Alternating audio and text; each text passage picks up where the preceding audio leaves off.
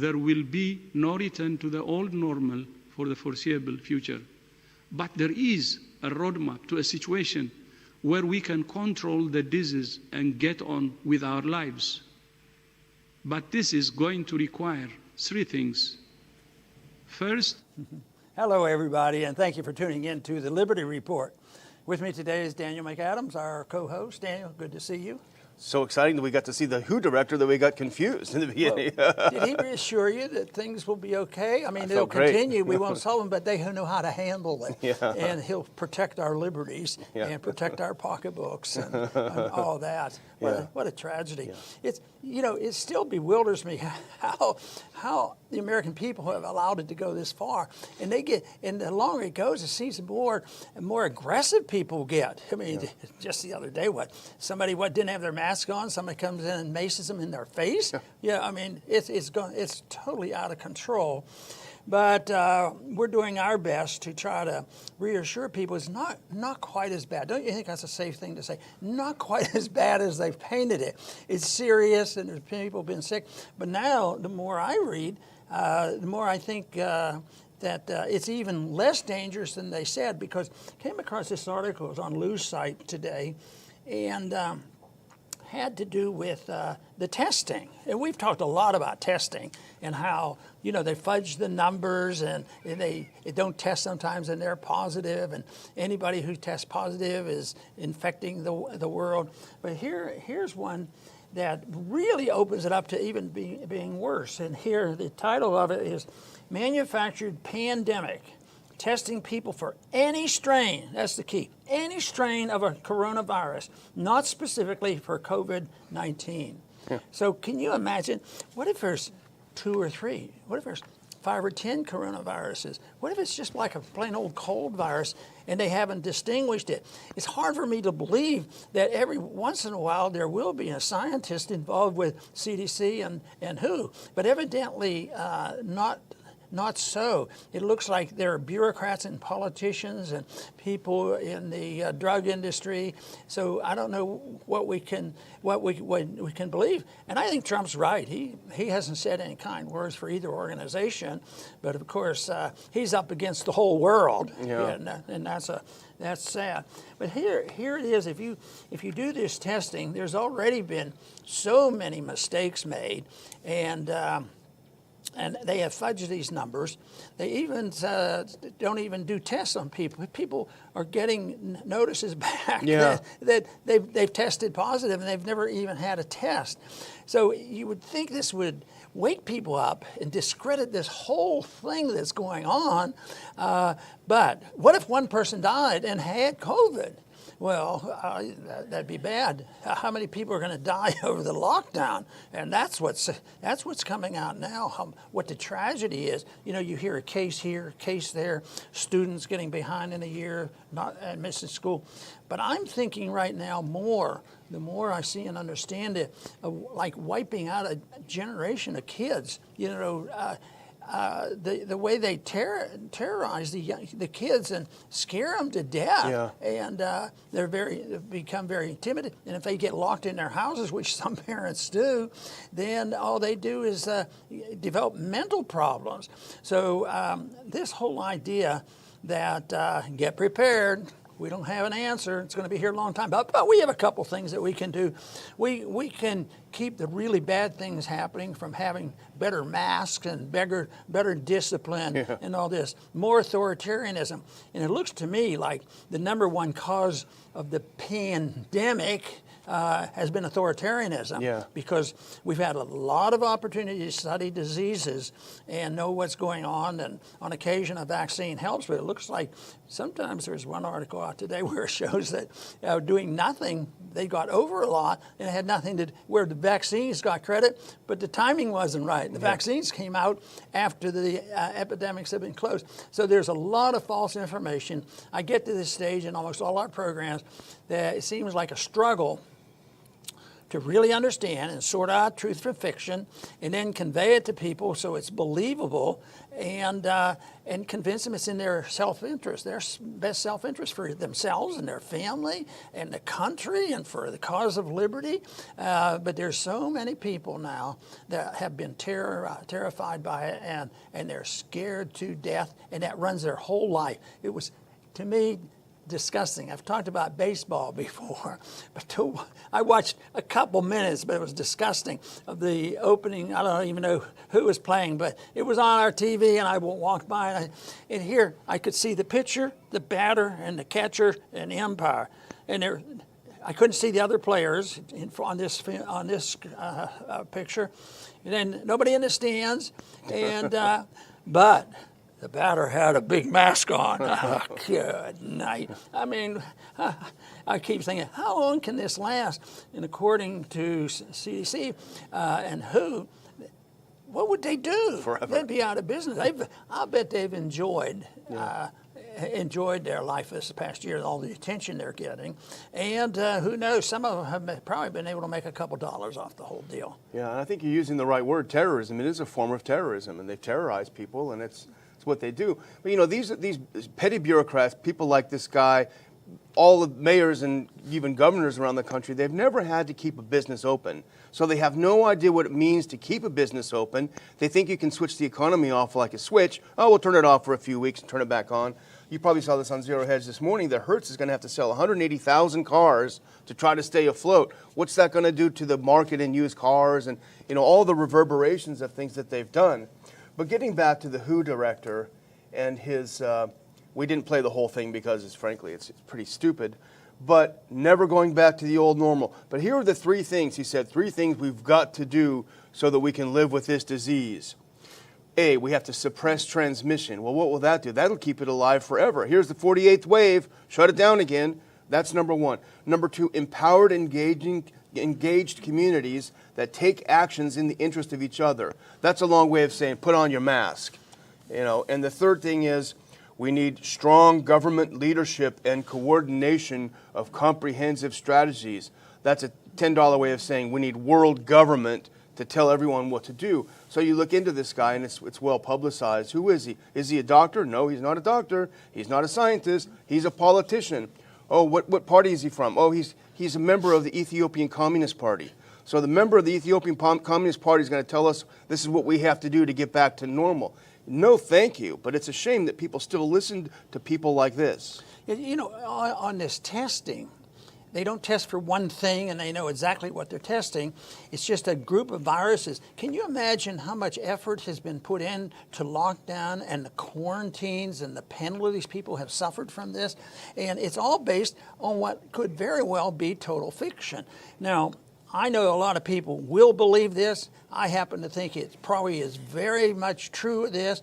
But the problem is getting the scientific proof and say that everybody will be happy with. But that doesn't happen. Even if you have it, even if this is worthwhile, they could look into it. Why wasn't a good reporter? If we had a few more Bill Sardis, they'd investigate this and look into it in an objective manner and then decide whether it's true or not. But you wouldn't see that on the television. I think Fox has done a little bit better job on being balanced on this and showing that there's an extremist element in making use of this pandemic, you know. But just think, what if there's 25 viruses that they're trying to measure? And this article claimed they don't distinguish between the two. So everybody's going to be positive if you search long enough and hard enough. It did this whole idea. They don't know for sure when the infection occurred, whether somebody's infectious, and then they have the lockdown. Well, okay, I guess I have to go and punish myself for 14 days, and I'm going to save the world. And it's a shame that we fear the fact that we try to point this out, and that they'll say, "Oh, you guys are just making fun of it. This is serious stuff." Yeah. I think it's serious stuff too, because somebody could truly be sick, and it's serious stuff because the treatment is overwhelmingly worse than the cause, and that is the lockdowns or stuff. And just think of all the economic you've already mentioned, like the automobiles. Yeah. That's related to that. It's also related to the malinvestment of the financial bubble from the Fed. But the combination here, so if you were in the planning business to cause street violence. Okay, we have the Fed has created this, but we don't. Everybody likes the Fed because they print the money, so we can't say much about it. Oh, we'll use the coronavirus and we can scare everybody on that. And then they say, well, we need a racial point to here. So, this is the time to let people know how strongly they have organized Black Lives Matter. Yeah. And lo and behold, they're a lot stronger than I ever dreamed. That isn't all spontaneity, what's going on. And they have the perfect make for just to terrorize the nation. And unfortunately, I don't see an end to this, except we have to believe that if people know the truth, they will act differently. And I think that will happen. But as the saying goes, people regain their sanity one at a time, where they go nuts in mobs and herds. And so I think that people are returning. But, I've used this as an example, which would discourage my statement, and that is when they had, after 9/11, a TSA, that was just going to be temporary because we got to make sure nobody got hurt. Well, nothing happened after 9/11. No other plane went down, and yet TSA is still around, tougher than ever, more embarrassing than ever, very, very expensive. And boy, they are up front here. The experts, WHO and CDC, they're right on target with this. So that means no loafing on the job. We got to keep going on this, and just hope that we get more people thinking about it. Of course, we have to be very thankful for our viewers and our audience, because we've had some good friends out there doing their very best. Well, people are wanting to hear something different, but the flu, listening to the director of the World Health Organization, this is something like never before. We can never go back to normal. This is unprecedented. Well, look at this next clip. Here's just an article I pulled at random, just general. Anyone can look this up. Regular old flu kills 646,000 people worldwide each year, according to a study. That's just year in and year out, sometimes a little better, sometimes a little worse. So then this COVID outbreak must be orders of magnitude worse than that if we can never go back to being normal. So let's look how much COVID has killed. Oh, it's almost exactly the same as the normal flu. 653,424 as of this morning it's killed. So how can he get away with saying we can never be normal again? This is unprecedented when it's basically just a standard flu outbreak. Tragic, terrible for those families. Unfortunately, it happens every year. That's just how it is. And it looks like they're going to continue, because I do believe, matter of fact, they may, even some of them, they probably can brainwash themselves and talk them into doing, the Lord's work, because they really believe this, and they hear too many other people. If everybody agrees, it must be true. So their job is just to promote it. And of course, some know better, and that is really the disgusting part about it. But there was another thing related to this, was the Defense Health Agency sent out a notice, I think it was on Saturday, by mistake. They sent out 600,000 notices to their, I guess, the people military, their military, but it actually, Humana runs it for TRICARE. Oh, yeah. So it's government, and it's the insiders doing it. But you'd wonder, how's that? Is this just plain stupidity? Does it enhance their position any? But it tells you how easy it is to, I don't think, now that they admitted it, most people, or a lot of people, are going to read a headline and they're not going to see the retraction. They say, this is really, really serious. But what they were writing for, they were asking these people, we know you've had the virus, but it's okay if you still want to donate blood. And it was totally absurd. And yet, I'm afraid, when it sounds official, there's a lot of people who will just increase their anxieties and support for what they're trying to do, and they get angry at people who don't capitulate and say, if we don't all wear a mask to bed, and every place else at the end of the world is going to come to an end. So I'll know when this is over, when everybody can go outdoors and play baseball without them. And that one group that was maced they were having a picnic. Picnic. And somebody comes over and just anger out of it. Yet, even if half truth that maybe somebody there did have it, what she did isn't going to help her. Why doesn't she go home? Yeah. If she's unhappy out there and can't stand people to be so relaxed that they're having a picnic in this crisis time, boy. Well, we were driving the other day, and someone was driving all over the road. They almost hit our car, and I looked over. Of course, there's the mask. He probably was having hypoxia. But, last week at this time, it seems like only a week ago, because it was, the big thing was the Sun Belt spike. Oh my gosh, we got to cut Texas. We got to shut it down again. Governor Abbott was on the verge of shutting it down again at the behest of people like Lina Hidalgo in Harris County and the others. But all of a sudden, there's something interesting happening in the Sun Belt spike. Let's look at this next one. This is from this morning, Dr. Paul. There was definitely a peak, at least at this point, mid-July. It is steadily going down. Daily new cases, even new cases. Interesting now, it's going down in Florida after Trump said we're going to cancel the Republican convention, right? So that makes you wonder. Now it's okay.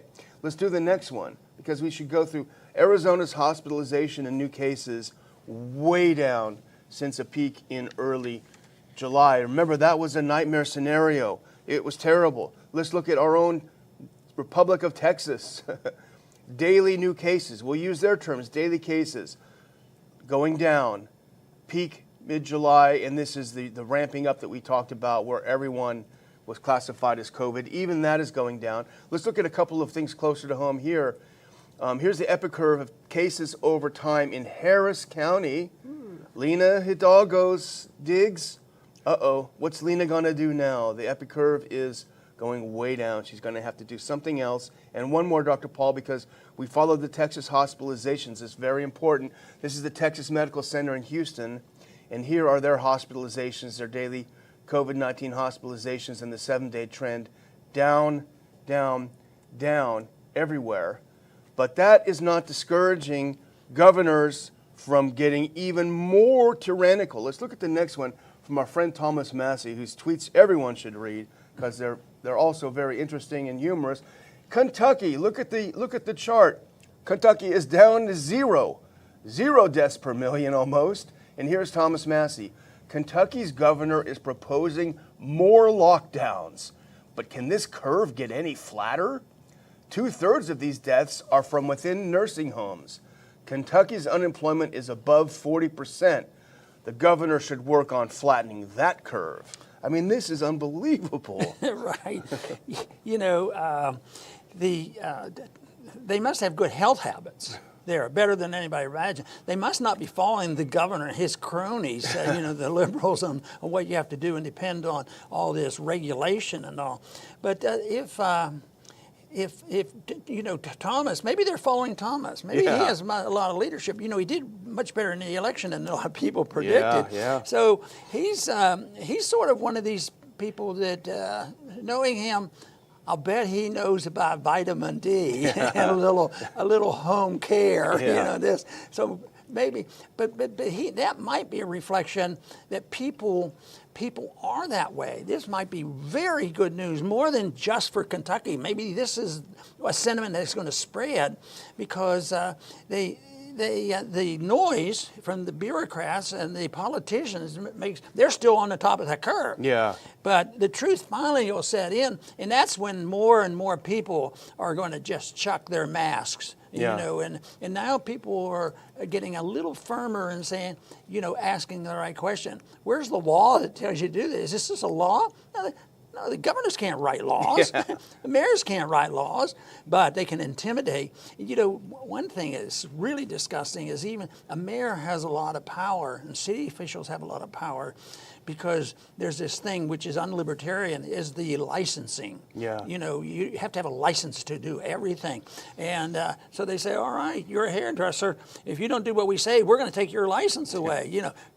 You really need a license to have a barber, don't you? So, matter of fact, the good libertarian can make the case for the medical licensures as not being very freedom-oriented, and actually, the first thing people say, well, you don't care about your patient. No, I would say that the medical profession and the AMA and these other groups, they're not very good at protecting, free market medicine or medicine in general. Yeah, that's true. Well, you talk about masks and whether masks work. Our friends at Zero Hedge, they've been pretty hysterical at times about the COVID thing, I have to say. But we do continue to read them. We try to get through it. But today the big thing was Hong Kong. Oh my gosh, there's a huge spike in Hong Kong. They got to shut the whole place down. There was no news about the Sun Belt because it's doing better. Now it's, oh my gosh, Hong Kong, Hong Kong. So I'm looking at it, what's going on? It must be terrible.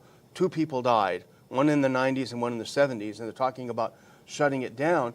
But here's the other question that it brings up about masks, because people in Hong Kong, there is an increase in cases in Hong Kong. That is for sure. You can look at the chart. But the real question is, hold on a minute. 99% of people in Hong Kong wear masks. They were happy wearing masks. In fact, just in May, Vox.com wrote an article about what a great success Hong Kong was because everyone wore the mask and they suppressed the virus. In Hong Kong, nearly everyone wears a face mask in public. But almost as soon as the outbreak first began, millions of residents started wearing masks in public. One local said the government didn't even have to say anything before 99% of the population put them on. Experts now say that widespread mask usage appears to be a major reason why the city hasn't been devastated by the disease. That was in May. They continue to wear their masks, and guess what? The cases are going up anyway. So masks, do they work? No, they delay the inevitable, which is a virus spreading through society. But they may work for the people who are really excited about having it, because chaos is a goal of some, and they're not actually concerned about the health of the people. And it works in that sense. They accomplish what their goal is. And what other industry has done well? They've got a lot of money, and they're trying to prepare and have the perfect vaccine, and yet most people right now don't believe the vaccine is going to be available maybe next year or so. And but even if by that time, the coronavirus, 19, that's probably going to be gone. But that's why you always hear there could be more. It could be more. So we have to be prepared. And I think they'd be very discouraged if everybody decided that hydroxychloroquine taken as a preventative or very early on at a very nominal price would solve the problem. Boy, where is the interest? That is so disgusting. Yeah. That drug's been around for 65 years. And there's a lot of drugs. Fortunately, we have moved away from prescription for some of the common things. I remember the first prescription I ever wrote out of medical school was hydrocortisone cream. Well, you can buy it by the gallons now. But so that did. It got out. So this is the whole thing. People can figure this out, and they will want to run and control and have this power, but ultimately, common sense should overrule, and we get bits and pieces and glimpses of what it's like, and things do get better. But right now, our major hurdle now is hysteria that is persisting. In many places, getting worse. At the same time, we're getting better numbers of people who are waking up and say, hey, this whole reaction may be a hoax. It didn't need this, and it's actually made things worse. And they're not following the Hippocratic Oath. We're supposed to remember, first, do no harm. I would say that they haven't accomplished that at all. They've done a lot of harm. A lot of harm. Well, now with the cases even going down in the Sun Belt and other places, the question that we would have is, what are the petty tyrants going to do next? What are they going to start claiming next? Well, I think I may have found, Dr. Paul, the answer to that. And let's look at that next clip. They're going to go to war against, put on that clip, please, chicken wings. Governor Cuomo of New York is furious because he doesn't want bars to be allowed open, because apparently you can catch corona in a bar having a drink, but you can't catch it having a meal. So some of these bars are offering some food and saying, hey, we're not a bar, we got some food, food and drink. He said, no way, you can't. Chicken wings are not food. How dare you? And that's not even it. Here's another tyrant over on the West Coast Governor Newsom. Let's look at the next clip. Beware the COVID. This is from the Daily Mail. Beware the COVID menu police. California cracks down on outdoor restaurants with new rule that requires customers to order a meal with alcohol. And wings, cheese sticks, calamari, and fries are not meals. So Corona will only get you if you're having a drink and not a meal. There's the answer from the trust the science is what they say, right? Here's the science. You know, there's some good chicken wings in Houston that they better not crack down on. I just want to remind everyone that we're going to have our thanks to our super chatters after this. We're going to roll their names of people over the past week who've donated in the super chat that goes on during the show. It's kind of a neat coffee club that happens, and we appreciate you very much helping keep the show alive and keeping us expanding. If you're not subscribed, please subscribe to our channel and hit notifications so you'll know when the shows are up. And finally, Dr. Paul, I would say people who want to find a way to break this tyranny, a good suggestion would be if you don't want to wear a mask, don't wear one. You know, because that's how it stops. When you start seeing people without masks on, more and more people, and I've had it happen in the grocery store, people will look at me without one and they'll pull theirs down. This is the only way we're gonna defeat this. And everyone has to do, of course, what they think is right. That's not necessarily right for everyone, but for some people it might be the way to go. But anyway, thanks very much. Thank you for all the super chatters last week for keeping us going, and hopefully we'll be able to continue. Dr. Paul? Very good. I have a member of my family that is a public school teacher, and she just told me yesterday that they will be opening school on the right time, but the first 3 weeks will be remote, computer. But after 3 weeks, they think everything will be ready and they'll be all going to classrooms.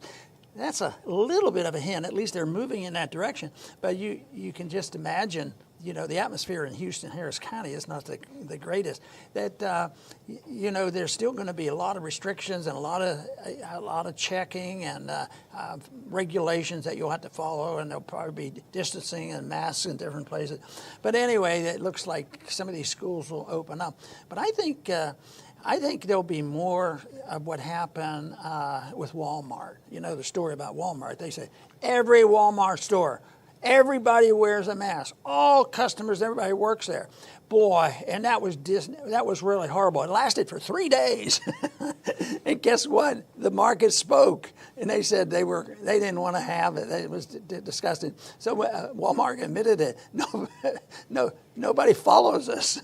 And how do you enforce it? So that was a little bit of disobedience, but the nonviolent type. So that's what we need. But no, the answer to all this, whether it's the mask or distancings and quarantines, it's almost always can be worked out with voluntarism. That anytime two people come together or two groups, it is done in a voluntary manner. Both sides have to agree. That's why markets work so well. It used to be in economics that one person, if there was an economic transaction, one person would benefit and the other person was injured. That's not true. If it's voluntarism, somebody wants to exchange this for that and they do it, both sides are happy. And that's the way it should be in social matters too. That's the way it should be with religious matter and sexual matters and everything else. Rather than having these bureaucrats writing all the rules and changing our languages, changing biological definitions where nobody knows. I mean, it'd be tough to go to medical school these days and try to figure out, well, am I going to be a gynecologist or what am I going to be? Well, you have to be open-minded. Well, I'll tell you what, it is a mess, but let's hope that we're moving in the right direction with the information we give you. And once again, I want to thank everybody for being supportive and coming to our program. And please come back soon.